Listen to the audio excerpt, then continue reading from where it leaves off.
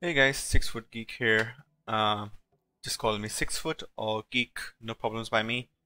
I've been playing the game for pretty much about since it's released, with on and off breaks here and there.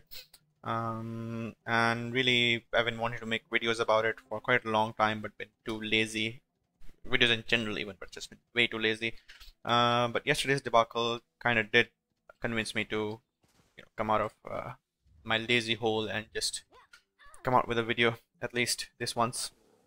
So here it is. Now you probably want to just what do you call it, minimize the video itself, because it's not really much to look at, just stuff. It's like an opinion video, so to speak. Uh, just because I find it more easier to talk rather than to type. So yeah, pretty much. So yeah, basically this video I really just wanted to talk about what happened yesterday regarding the debacle about costume melting and stuff, and mostly the community reaction to that, or a fraction of the community's reaction to that, which thankfully a fraction, but still no less dangerous fraction of minority, so to speak. Um, so yeah, let's just start today regarding the costume melting and chrome stones and stuff. We saw players that came out with comments like this and this and this.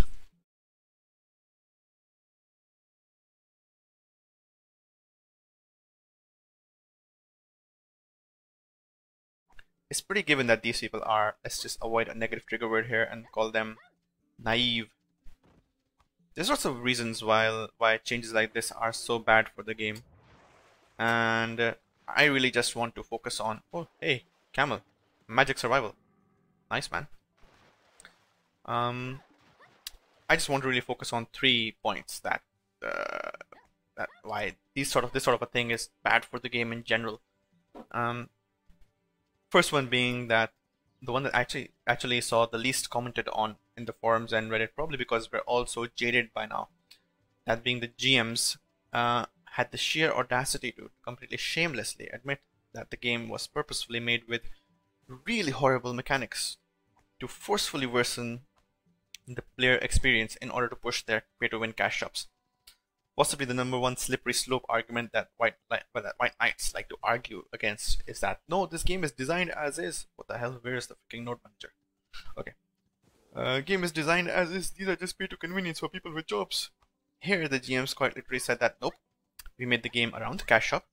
We lowered the enhancement rates and added failing levels for failing, just to push costume melting and cash shop sales. And this can of course be applied to so many other aspects of the game. You have no group looting because pet sales. There's RNG on enhancing pets for pet sales. Really now, where are you? Okay, there's stuff over here. Let's try this. For pet sales, yeah, exactly. Crescents have like a 1% chance to drop a soiled ring, and a soiled ring has 0.5% chance to give a ring, slightly exaggerated rates, to push Kama Sylvia blessings and drop rate buffs increase scroll sales. They've admitted to cutting player experience to boost cash shop sales, which pretty much is what I'm getting at. It's not really paid to convenience in any sense of the word. There's a reason why there was such a big backlash against EA with Battlefront 2 and basically most of their practices and the company in general, and that was because of this kind of shit that honestly results in people making bad games. Anyways, second point. Second point I want to make is the argument that these kind of people make that only a tiny minority of players will even use this method to get their gear. Here's the fact. There's already ample evidence that a tiny minority of players can and do ruin the experience for the majority of the player base simply because of how the game is designed. From the very beginning of the game, we had literally a tiny minority. What was it? Just 2 guilds on Croxus? Well, let's just say if it was even 2 guilds on from every server. What's this? 1200 players? 1200 players from a concurrent player base at that time of 400,000 that ruined the game for the rest. How? Because they locked out Abandoned Monastery, Hex Sanctuary, Southwest California in general completely, and even just griefing people, making them lose XP for no reason whatsoever, riding people here and there, just because they had the gear so quickly that other people didn't. that we fought against for so long, and then Kakao came in with band-aid fixes like no XP loss for PvP death, and you can declare on guilds. Basically, band-aid fixes that didn't really address the underlying problem of the game as usual, or the karma issues as usual. But yeah, because of these kind of people, and even in recent times, we've been pretty much fighting against. Where's the node manager for this place? Jesus, yeah, against whatchamacallit, these guys. Just what is it? 300 people in EU alone that do sieges that drop down from siege guilds to T1 nodes and destroy the game for the rest of the players. And yeah, from T1 nodes, they put in fat pre-orders on low shit just to make things more difficult for the rest of us from their fat siege guild payouts. And basically only doing silver related activities, not really grinding, because well, they can do that. They can get that kind of silver in the game. Not only ruining the end game PvP content that was made for lower players, but also the game in general for them as well. We already have that, and now you will have a minority, let's just see, even a lesser minority of players, 0.01% of the player base, which at the moment, just looking at Steam charts, is going to be what, 100 players of 10,000. That will, let me see if I can just go to Sandgrain, yeah, which will ruin the game. How? Because you will have 100 people, 100 swipers, full pen gear, just 100 out of 10,000. One guild. There you go. There's Kama Sylvia locked. Castle locked. There is Valencia Castle locked. Even the no-life, hard-working, skilled players, as in BDO sense of the word skilled, they get locked out of their endgame content by swipers, by pay-to-winners, complete pay-to-winners. And there you go. Not only will they be ruining the game even more for the population that's not so geared, but they will ruin the game for the population that is geared as well and has worked hard to get that gear. So really, that entire argument that, hey, it's just going to be minority players, it doesn't really have any hold any merit, because yes, it will. You will face these players out in the real world, because you already do face those kind of players out in the real world. It just makes that worse. It would not probably matter so much if BDO had meaningful small scale or end game content separated for the unlucky player, the lobby player, the new player. But it doesn't. We don't have any equalization, and I'm not really a fan of that either. We don't have any gear brackets in arenas. We don't have any arenas in general. RBF is a clusterfuck. We don't have a better RBF. So really, there's nothing for the new player to do but to contend with, the no-lifer and the swiper. So that's it. That's how it is. Worse for the rest of the population. That little minority does it worse for the most of the population. My third and last point, which kind of relates to the first and second point, is on the population of players.